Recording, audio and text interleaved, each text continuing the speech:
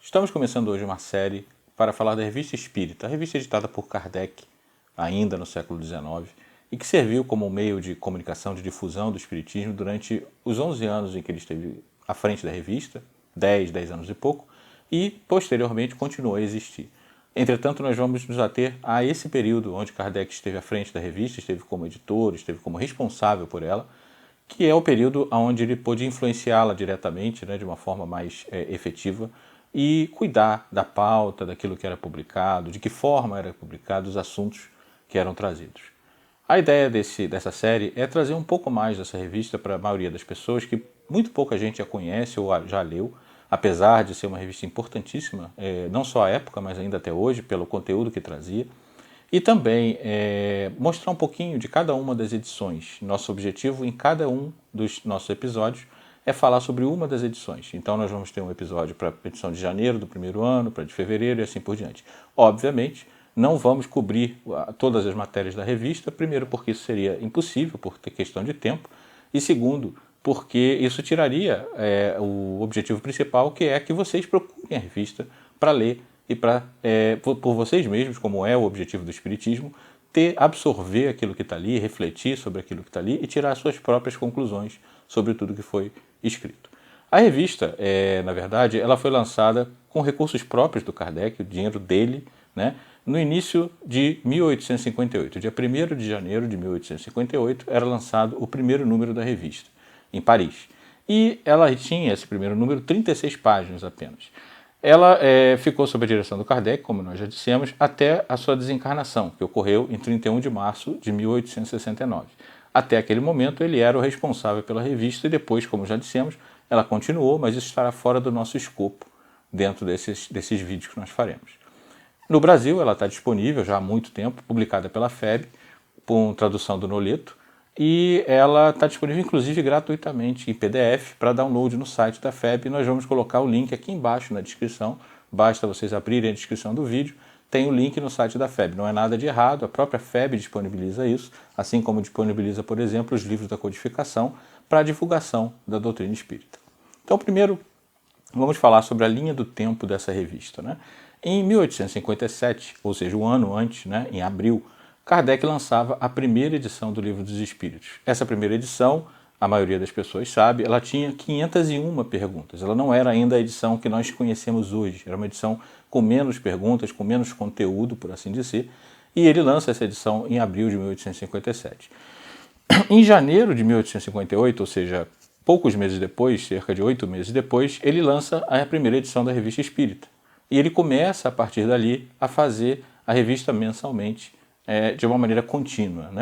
Depois disso, a gente tem, em março de 1860, o lançamento da segunda edição do Livro dos Espíritos, já com as 1019 ou 1018 perguntas. Eu vou deixar isso em aberto, pesquise, que vocês vão entender por que essa pergunta, essa questão, são 1019 ou 1018. Janeiro de 1861, ou seja, 3 anos depois, ele lança, do lançamento, 3 anos depois do lançamento da Revista Espírita, ele lança o Livro dos Médiuns, e aí sucede, o livro o Evangelho segundo o Espiritismo em 1864, Céu e Inferno em 65, a Gênese em 68, e em março de 1869 ele desencarna. Isso é importante por quê? Porque isso mostra que a Revista Espírita, sob a direção dele, ela cobriu todo o período de preparação e lançamento da codificação, dos 5 livros principais do Espiritismo. Ou seja, ela foi ali um meio não só de divulgação, mas até de experimentação, de conhecimento, de estudo do Kardec. Ela trazia, às vezes, coisas antes que elas fossem publicadas nos livros da codificação. Por quê? Porque o Kardec pegou e pensou trechos e pedaços e coisas e informações da revista, que ele já tinha escrito, que ele já tinha preparado, e colocou em alguns dos livros da codificação como conteúdo desses livros. Então, é muito importante esse estudo, esse conhecimento dessa revista, porque ela é um meio de divulgação importantíssimo da época e tem informações muito importantes sobre a doutrina. Bem, por que Kardec lançou uma revista espírita? Segundo ele próprio, na introdução dessa primeira edição, esse tipo de coisa, das mesas girantes, etc., não existia nenhuma. Então ele se decide a lançar uma.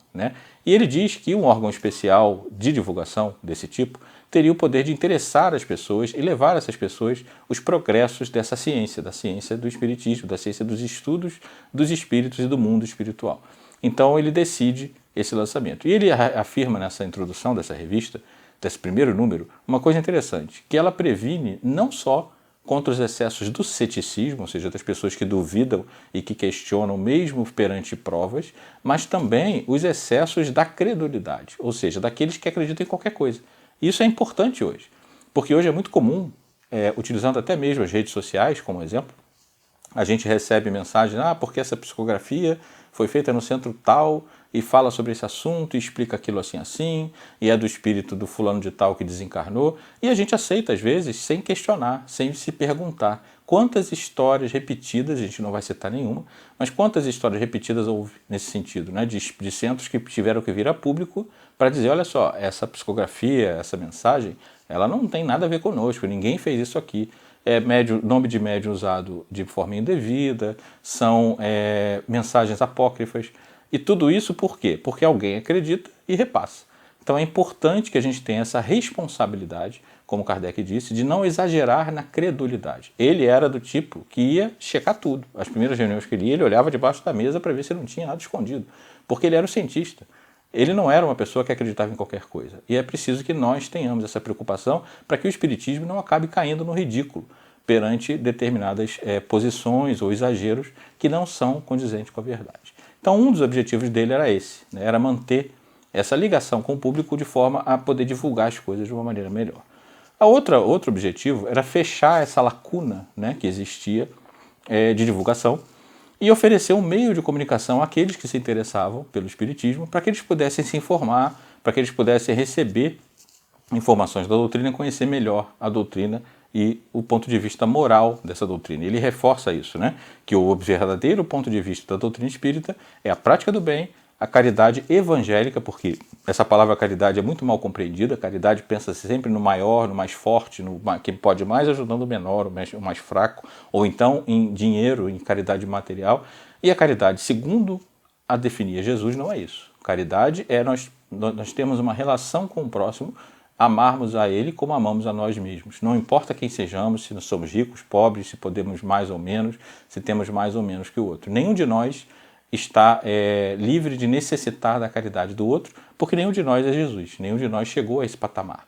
Então é importante reforçar que a caridade a que ele se refere é essa caridade, a caridade como a compreendia Jesus. E de que forma, né, ele poderia fazer essa divulgação? Ele diz que a revista não vai ser só uma coleta de fatos, ou seja, relatos. Porque o fulano de tal disse que aconteceu isso. Não. Cada um dos fatos ele vai estudar e vai explicar esses fatos. E ele vai colocar esses fatos à luz da doutrina espírita. Não é uma revista que vai listar situações, e sim explicar essas situações e ajudar as pessoas a compreender como essas situações se passam e as implicações morais dessas situações. Quando nós falarmos da primeira revista, nós vamos ver um pouco disso na matéria que nós pensamos para falar. E é também um espaço para comunicação dos espíritos que tenham fim útil. Então, qualquer comunicação de espíritos que ele recebesse e que ele considerasse que tinha um fim útil e que se encaixava na linha editorial, ele publicaria dentro da revista. Então, ela é uma revista que reúne todo esse tipo de matéria que tem a ver com o espiritismo, com os espíritos. Finalmente, ele reforça no final, ele diz o seguinte, que tudo o que se liga ao metafísico do homem, estudar a natureza dos espíritos, etc., é estudar também o homem, porque o espírito é o homem, só que desencarnado. Então, quando ele diz isso, ele explica o porquê que ele acrescentou ao título da revista, que era a Revista Espírita, ele acrescentou o subtítulo Jornal de Estudos Psicológicos.